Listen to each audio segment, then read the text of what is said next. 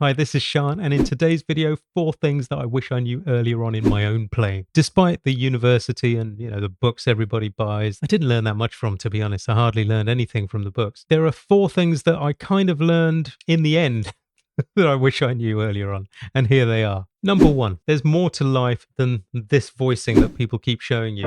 That's a G minor 9 and that's a C13. I meet people all the time who have been kind of forced to do those and can't even play the simple chords, and therefore they just don't know anything about what they're doing because they are given the idea that in jazz we just don't play roots. Just not true at all. And secondly, that particular voicing, fine, there's nothing wrong with it, but there are many places I don't want to play it. In fact, I don't play it most of the time. There are far more, I think, interesting things to be doing. And that leads on to the idea that you learn cool voicings, but there's no idea about when it works and are there places it doesn't work. So it's not any voicing anywhere. And I was given the impression by jazz education, whatever that is, that was the case. If you like the sound of it, it's fair game. I later learned by listening and studying and figuring out rules for myself and for my students that it's not quite right. There are things that work in certain places. There are things that don't work in certain places. Number 2, standards first. I remember when I first saw a jazz band at university playing on the jazz nights, and I said to my friend, how do they all know these tunes? There's no rehearsal. And he said, oh, they've all got something called the real book. Now, if you tried to learn jazz, you'd probably come across a real book at some stage. So it can be a useful tool for a gigging musician, especially an early gigging musician.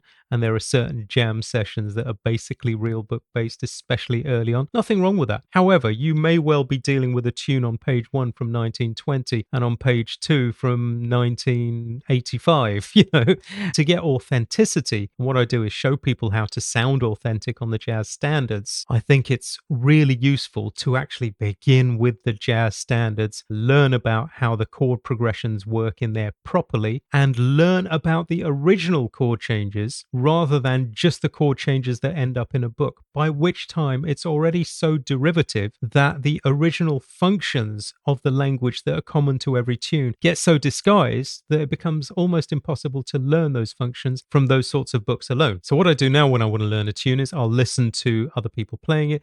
If there's a particularly definitive rendition of the tune, like, for example, Body and Soul, Coleman Hawkins, I'll listen to that. I'll try and find original chord changes or as close to original chord changes as possible and go from there, be able to use that as a framework and then listen to, sure, if people are playing substitutions and other things, learn that those are chords that people like or people use. What tends to happen is, even with relatively professional musicians, musicians who are playing gigs, is that we often don't realize that there are chord functions that don't look like they make harmonic sense on a lead sheet. But when you go back to the original chord changes, you see what they really were. And suddenly there's a context and you go, oh, that's a substitution people play. But this is where it really comes from and it makes a lot more sense. And then tunes connect to each other. You don't end up with 1,000 data points that are disconnected. You end up with data points that are connected because you can say, oh, okay, this tune does this in this key. That tune does the same thing in a different key,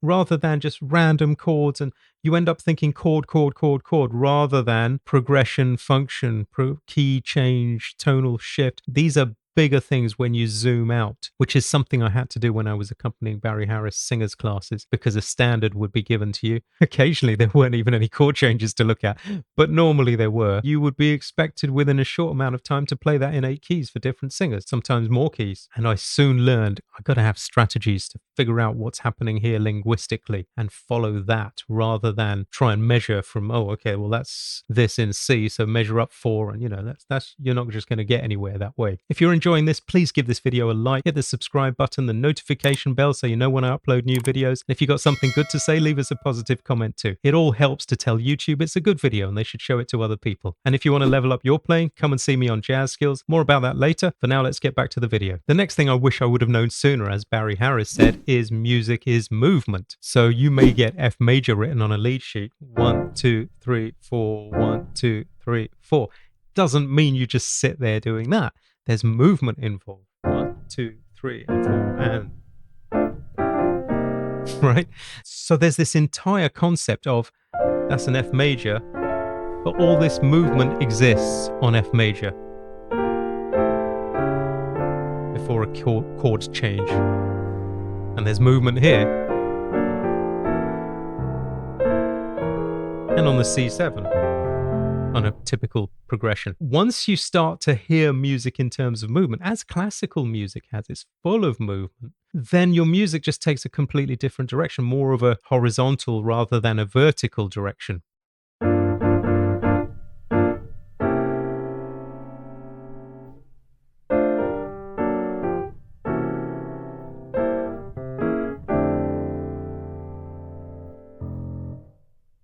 The principle of chords in your right hand, and sometimes in your left hand as well, but in the right hand, particularly when you're playing the head, the melody. So my impression was that jazz was played with a melody in the right hand and a chord in the left hand, because I kept hearing people talking about playing like.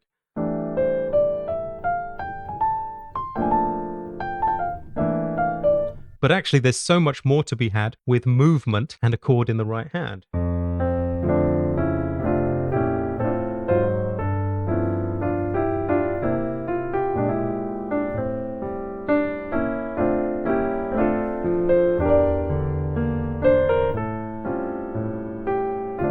Etc. So those main principles can contribute so much to your playing that I think it's worth understanding them sooner rather than later. If you want to level up your playing, then come and see us on JazzSkills. I'll start you out in my Developing Fluency course, where we go through everything you need to know to get fluent in this music, with fun tracks to play with and step-by-step skills to work on, with support from me as well. Then I'll transition you into the main members area, where we'll look more at voicings and rhythm and accompanying and improvisation, chord movement, more advanced principles, and all that kind of thing. You'll also get help from me, plus a vibrant community to connect to as well. So hope to see you there. Thanks for watching, and bye for now.